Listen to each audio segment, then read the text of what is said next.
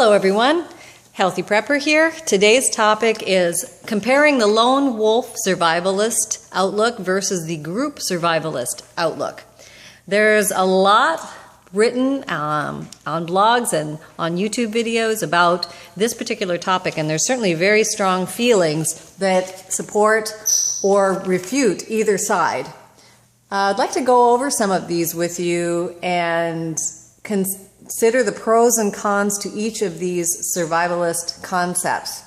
I do see value in both, and I do see concerns with both. And let's just go over a couple of these and see if we can get our wheels turning on what you think. I also want to state that the intensity with which people defend their views on either side is quite dramatic. It's almost at the level of talking politics or religion. People get this intense level of discussion going when they start defending their particular point of view. I thought it was quite interesting and actually quite surprising. But let's see, for me it's an opportunity to look at both sides and compare and contrast and see where true value may truly lie. So let's take a look at this. Considering the lone wolf survivalist, the one who is out there saying, basically, I can do this on my own. I'm better at organizing things myself. I don't need someone else telling me what to do or how to do it. I'm fully capable of handling many different situations as I've trained myself seriously and have acquired many skills. I'm very proficient at survival weaponry, survival medicine, shelters, food, water, all these different topics that we need to cover as a prepper or in survival situations. So going in with that idea, with that concept, some of the pros are that you do get to be your own boss. You're not going to end up in a dictatorship where somebody else is telling you what to do and you truly don't believe that's the right thing to do yet. You are going to be your own divine dictator. You're going to be able to carve your own way, your own path, your own route. If you're going to see something that needs changing, you have the choice of whether to change it right then and there. You don't have to sit down with counsel. You don't have to get everybody to agree who might have differing beliefs. Things might be able to be resolved more quickly. You're just going to go handle things as you see they need to be handled. You can also create your own environment the way you want it. You don't have to live under the constraints of anybody else. You don't have to be irritated by other people's noise or habits or personalities, things like that. It certainly gives you a lot of autonomy. Plus, you may feel that it's, the wrestling with a group may just not be worth the effort because you're never going to get everybody in a group to agree on anything. It's going to take forever to move forward on anything. Now, some cons to consider about the lone wolf survivalist concept, if you're thinking about doing that. You have to take into account what happens if you get really sick. What happens if you're so sick that you cannot defend yourself or your premises or your supplies. Let's say you've taken into account, you have all your medical supplies, you're very good at field surgery, whatever have you, you could do a lot of things on your own. But let's say you just happen to eat something that does have a bacteria in it, or you get uncontrollable diarrhea, you get cholera. You just do not have the strength to even do the most simple tasks, such as retrieve water or keep yourself warm or build a fire, something to seriously consider. Obviously, having redundancy, backup methods to, solve these problems ahead of time would assist, but, you have to take into account Murphy always appears and likes to throw things in our way that we don't plan on. The next thing is, a con might be you do have to sleep, and while you're sleeping, what goes unprotected? Are you unprotected? Do you have fail-safes so that if somebody does penetrate your perimeter, you're aware of their presence? Or simple things like, let's say you're trying to grow a garden. I mean, how are you going to prevent pilfering at night if somebody is not on guard or on watch and somebody's just coming and taking your stuff at night? Security becomes a huge issue. There are a lot of things you can do. You can create different scenarios and devices to help warn you if somebody does come into your area or does try to attack you without your knowing it. But can you take these with you everywhere you need to go? I mean, at some point you do need to go get water, you do need to go get food, you do need to go get supplies, and that's when you're certainly a easier, more open target. Obviously you would rely more heavily on your skills as in stealth, and, that type of thing when you're traveling through your areas trying to gather the things that you need.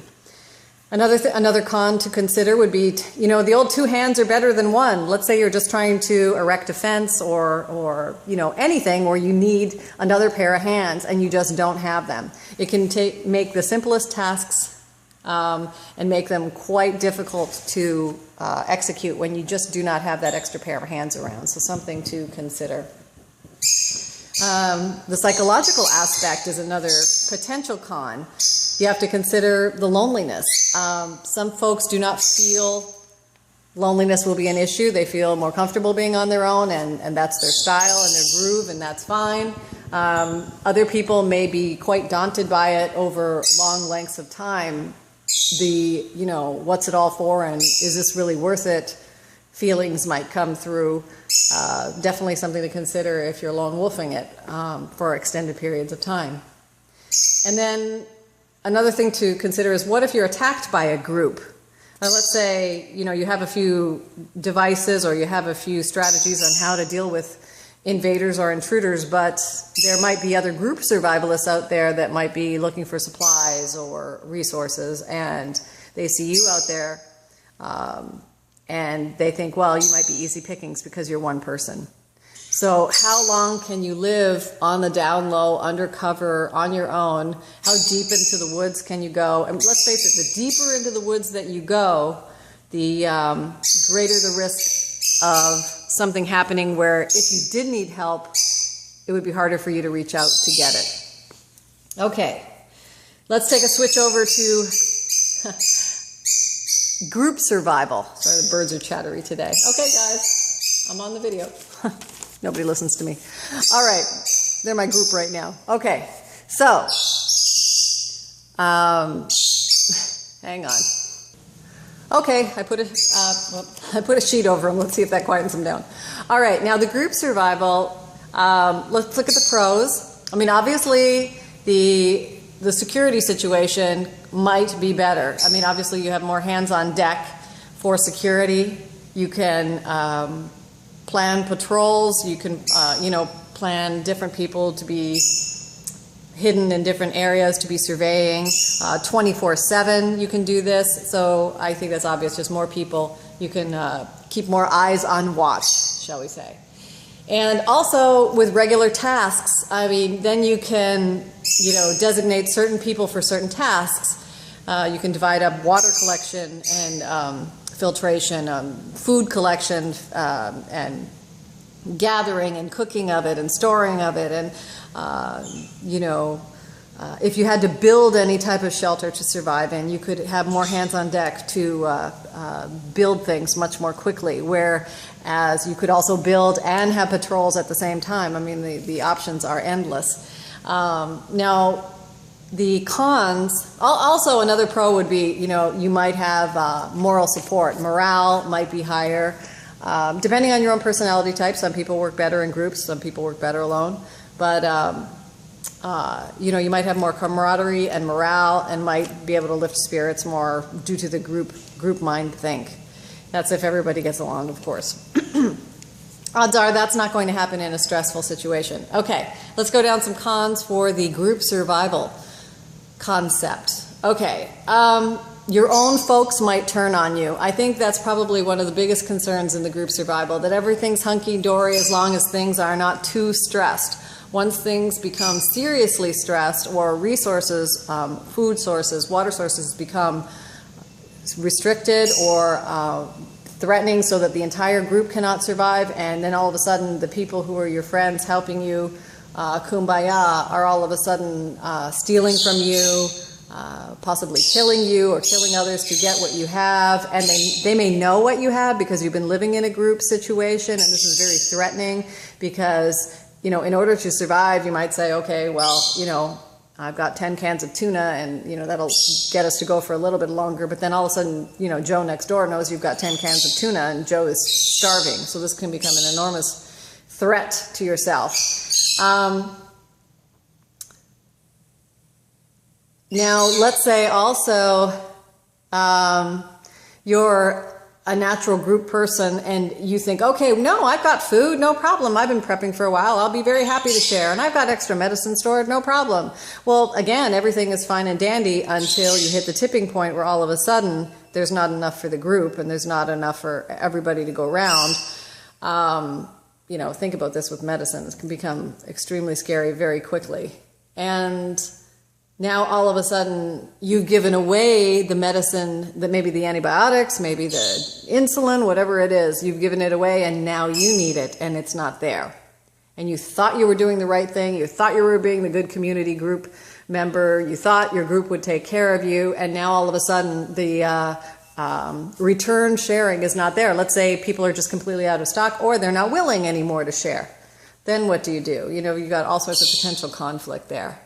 Another one is too many chiefs and, you know, dictatorship could prevail. Here you are living in this little mini society that has been created, and who knows what the rules of this society will be. Is it going to be something that is good for everyone, or is it going to be something that serves a few? I mean, there's so many different ways a society or a group can be set up. Is your leader a good leader? Are you going to have multiple leaders? Are you going to respect the leaders? Are the leaders just going to be, listen, if you say I don't like what you're doing and I'm just going to do it differently, but I'm going to stay in the group anyway? Would you be a problem maker? How would you deal with problem makers if they appear in your group? What would the consequences be if somebody stole food from somebody else? You know, would you have a jail? Would you eradicate them? Would you cast them out? You know, so many different things to consider when resources get extremely tight and the group turns on each other. All right. Very difficult to get a group of people to get together to create a mini society if you don't like the rules. What are you going to do? Are you going to stay? Or are you going to go? Some things to certainly think about. So, now, stepping back from all this, and I'm certainly sure there are a lot of other things that could go on these pros and cons list, and please share them and add them if you think of some, because I'd like to expand this conversation and involve all of you in on it. But just from my initial looking at this, thinking, you know, what do I think I would do? Because you never really know what you would do until you're in the situation, but what I think I would do, I think initially if something big happened, I would do the lone wolf approach. I would be hoping in my heart of hearts that it would be short-lived and this would not go on forever. And we would come out and I could just go back to normal living. If I sensed it was going to be a long-term event, I think then I would lean towards forming a group. I think I would definitely lean towards forming a group for the security and for that reason specifically. I just think I would personally have a better chance of surviving in a group than on my own, long-term if I had to. And then,